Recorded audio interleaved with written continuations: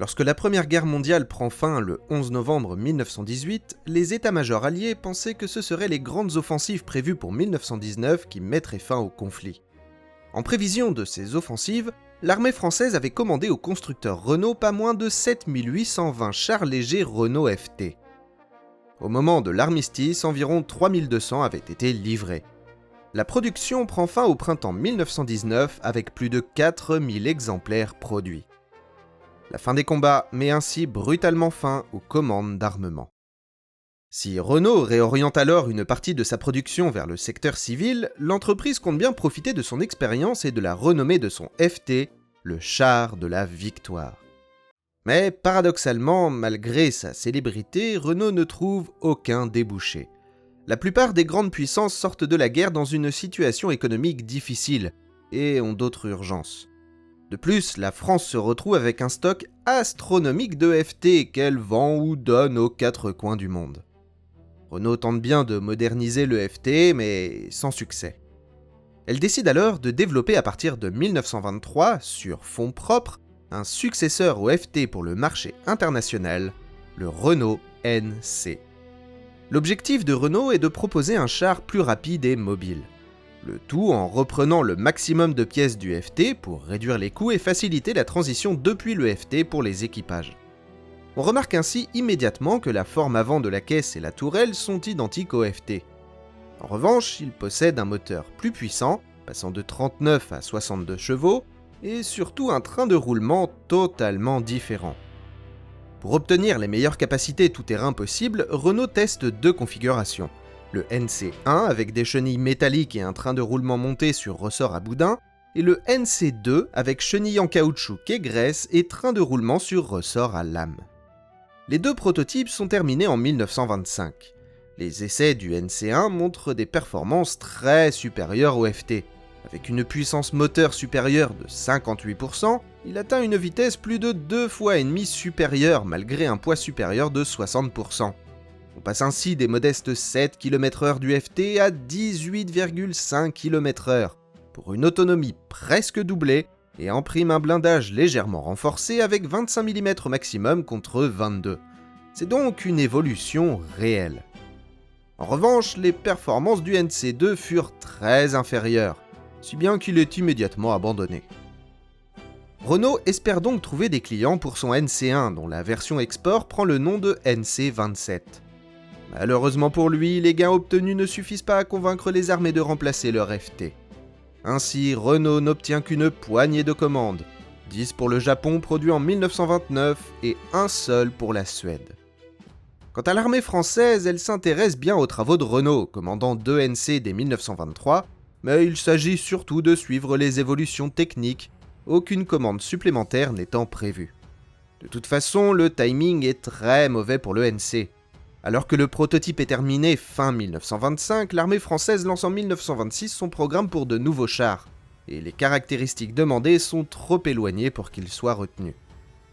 À peine la guerre terminée, le général Estienne, le père des chars, milite pour la création du char de bataille, qui annonce déjà le char de combat moderne. Il réclame également que l'arme blindée soit considérée comme une arme autonome. Selon lui, c'est la seule manière de permettre au char d'exprimer tout son potentiel. Mais il n'est pas écouté par les décideurs. Il est hors de question pour l'armée que le char gagne son indépendance. Dès 1920, ils sont rattachés à l'infanterie. Le message est clair. Le char est là pour soutenir l'infanterie et rien d'autre. Cette doctrine, toujours en vigueur en 1940, aura des conséquences dramatiques face aux Panzerdivisionen. Mais de toute façon, même si elle l'avait voulu, l'armée n'aurait jamais eu les moyens pour un char lourd. La France sort de la guerre avec des régions entières dévastées et doit en plus rembourser les lourds emprunts ayant servi à financer la guerre. Elle ne peut donc pas se permettre de se lancer dans de tels projets coûteux. De plus, les politiques font rapidement le choix d'une stratégie défensive qui se matérialisera avec la ligne Maginot. Ainsi, le programme de développement de chars de 1926 en définit 3 types. Un char lourd pour attaquer les positions les plus solides, soit la poignée de chars 2C dont le dernier des 10 avait été livré en 1921. Un char de bataille de moins de 20 tonnes, comme préconisé par le général Estienne, qui aboutira au célèbre char B1. mais qui ne sera pas commandé avant 1934, presque une décennie plus tard. Enfin, ce qui intéresse surtout l'armée, un char léger pour accompagner l'infanterie à la place du FT. L'armée demande ainsi un char léger ne dépassant pas les 12 tonnes, d'une vitesse moyenne sur route de 12 km/h, capable de résister à toutes les armes d'infanterie et armé soit de 2 mitrailleuses jumelées, soit d'un canon de 47 mm. Le tout devant être facile et peu coûteux à produire pour permettre une production en masse et être facile à prendre en main par un équipage peu expérimenté. Pouvant compter sur son expérience avec le NC, Renault est le seul constructeur à répondre. En 1927, il modifie le NC1 qui devient le NC3. Les essais de 1928 sont encourageants, mais l'armée ajoute de nouvelles exigences. Une autonomie comparable à celle d'un camion et des capacités de franchissement au moins équivalentes au FT. Renault propose alors une nouvelle version, le Renault D1. Le D1 mesure 4,81 m de long, 2,16 m de large et 2,40 m de haut pour un poids de 11 tonnes, mais qui atteindra 14 tonnes au fil des modifications. Il est protégé par un blindage de 30 mm à l'avant et sur les côtés, 10 mm sur le dessus et le dessous et 40 mm en frontal pour la tourelle. Pour l'époque, c'est jugé suffisant. C'est même équivalent aux premières versions des Panzer III et IV qui apparaîtront peu après. On peut également comparer aux 15 mm frontaux du T-26 soviétique et 17 mm du Type 89 japonais. De plus, des plaques de blindage protègent la suspension à ressorts verticaux, ce qui protège également de la boue. Côté mobilité, il peut franchir un gué de 90 cm, un obstacle vertical de 1,10 m et une tranchée de 2,20 m. Comme le Renault FT, il peut recevoir une queue de franchissement, en plus associée à un crochet de remorquage. Le D1 est également le premier char français à recevoir le dispositif Cleveland, qui permet d'allier freinage et direction. Il est propulsé à l'origine par un moteur essence Renault 4 cylindres de 65 chevaux, installé à l'arrière, très rapidement remplacé par un 74 chevaux. Comparé au FT, les gains sont importants. Malgré un blindage et un poids presque doublés, et un rapport poids-puissance quasi identique de 5,28 chevaux par tonne pour le D1 contre 5, la vitesse passe des 7 km/h sur route et 3 km/h en tout-terrain à 18,6 et 10 km/h. Dans le même temps, l'autonomie est doublée, passant de 60 km sur route à 120 et 90 km en tout-terrain. Mais si le gain face au FT est indiscutable, on est assez loin de ce que l'on pourrait attendre d'un char dit léger.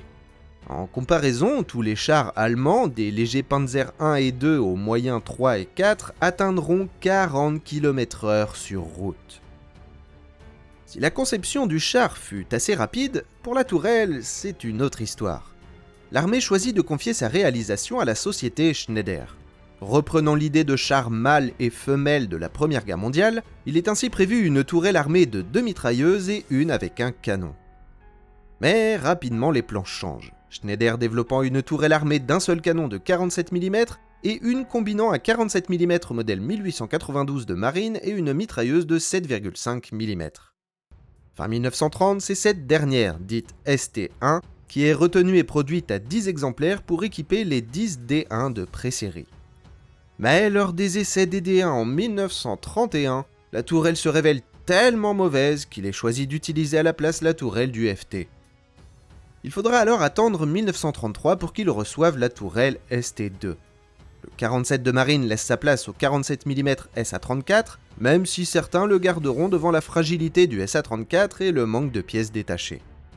Ce canon tire un obus perforant à une vitesse initiale de 450 mètres par seconde, pouvant percer 14 mm de blindage à 400 mètres. Ses capacités anti-char sont donc très modestes, tout juste suffisantes pour affronter un Panzer 1 ou 2. Mais il faut se souvenir que le D1 a uniquement pour rôle d'accompagner et d'ouvrir la voie à l'infanterie. On lui accorde donc tout juste de quoi se défendre contre les chars légers qu'il pourrait rencontrer. La tourelle est également armée d'une mitrailleuse Mach 31 de 7,5 mm, également appelée mitrailleuse Reibel. Alimentée par un chargeur de 150 coups, elle possède une cadence de tir théorique de 500 coups par minute, en pratique de 150, pour une portée pratique de 800 mètres. C'est la mitrailleuse embarquée standard de l'armée française du D1 jusqu'à l'AMX-13. Bien que nettement meilleure que la ST1, la ST2 comporte des défauts gênants. Le plus problématique est que le tourello, pourtant l'organe principal d'observation, est bien trop haut, forçant le chef de char à utiliser un tabouret improvisé pour l'atteindre. A l'inverse, il doit plier les genoux et adopter une position particulièrement inconfortable pour utiliser l'armement. Au vu de la surcharge de tâches que devaient accomplir les chefs de char français, ils n'avaient clairement pas besoin de ça. En plus de l'armement en tourelle, on trouve également une mitrailleuse Rifle à l'avant de la caisse, à droite du conducteur. Cette mitrailleuse peut uniquement être orientée latéralement. Elle sert également de mitrailleuse de rechange en cas de problème avec celle de la tourelle. C'est peut-être la plus grande innovation du D1, la radio, une première pour un char français. Tous les D1 reçoivent un poste radio ER52 d'une portée de 2000 mètres ou ER52 bis de 3000 mètres associé à l'antenne caractéristique du D1.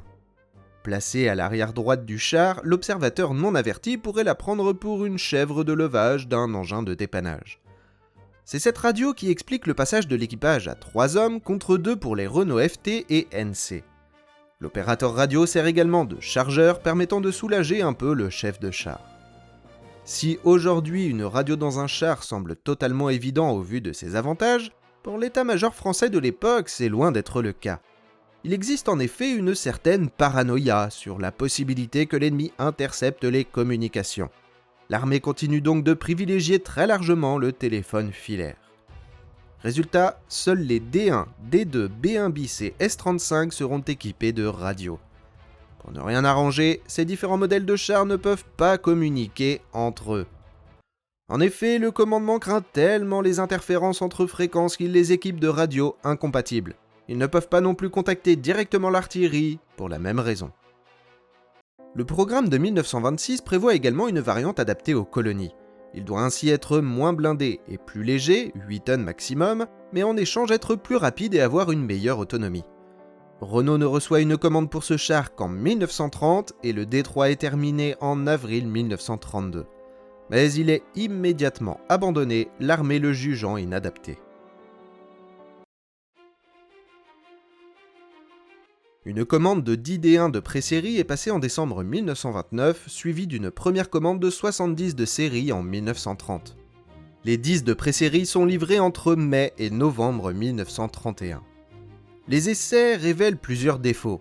Fragilité du train de roulement, échauffement du pont arrière, manque de mobilité, et tourelle ST1 inefficace.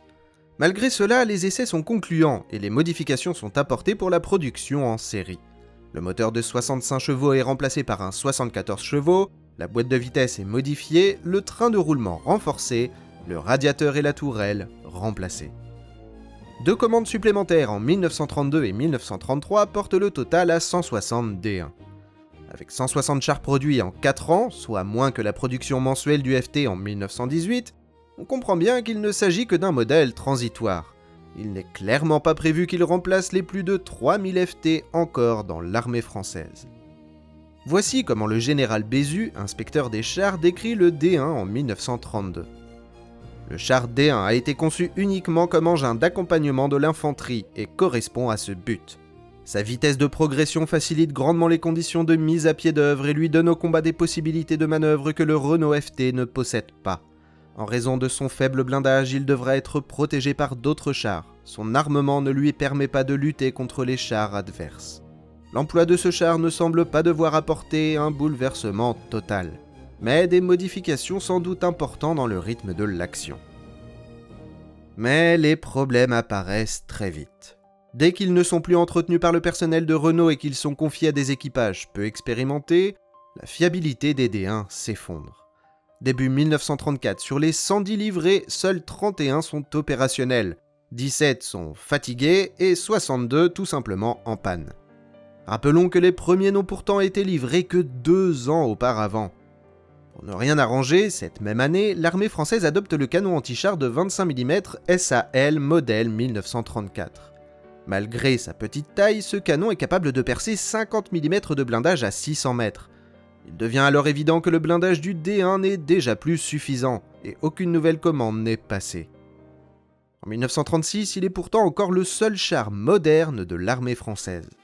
Il est alors de tous les défilés, cherchant à impressionner l'Allemagne dont les progrès en matière de réarmement depuis 1933 sont spectaculaires. Face au réarmement, les politiques permettent enfin à l'armée de lancer une modernisation d'ampleur. Le programme d'armement de 1936 prévoit ainsi l'achat de 420 chars lourds, 200 chars moyens et 2500 chars légers. Fin 1937, le D1, pourtant en service depuis seulement 4 ans, est déjà jugé obsolète. Il est alors remplacé par le Renault D2, qui, après bien des difficultés, avait commencé à être livré en 1936. Les D1 sont alors envoyés en Tunisie pour équiper 3 bataillons, les 61, 65 et 67e BCC, chargés de défendre la frontière avec la Libye italienne. Puis vient la Seconde Guerre mondiale. Le D1 aura un rôle très limité durant la campagne de France en mai-juin 1940. Le 67e BCC est rapatrié d'urgence en métropole le 29 mai.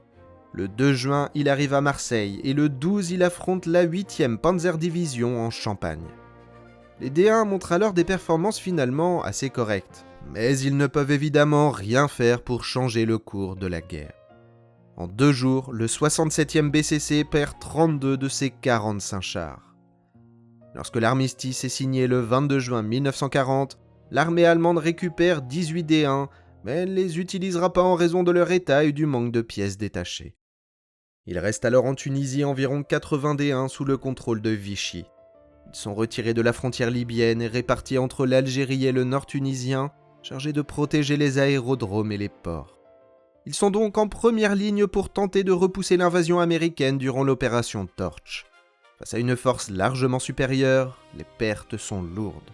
En seulement 2 jours, du 8 au 9 novembre 1942, plus de la moitié des D1 sont perdus. Le cessez-le-feu est finalement conclu le 11 novembre. En réaction, l'Allemagne envahit le reste de la France métropolitaine. Les D1 restants rejoignent alors les forces françaises libres et combattent les Allemands et les Italiens en Tunisie. Malgré leur obsolescence, ils continueront à combattre jusqu'en février 1943, date à laquelle la poignée de D1 survivants est enfin remplacée par du matériel américain moderne. Merci d'avoir regardé jusqu'ici. Si cette vidéo vous a plu, n'hésitez pas à poursuivre votre visite avec nos autres vidéos sur le même thème. Et pour ne rien manquer, pensez à vous abonner.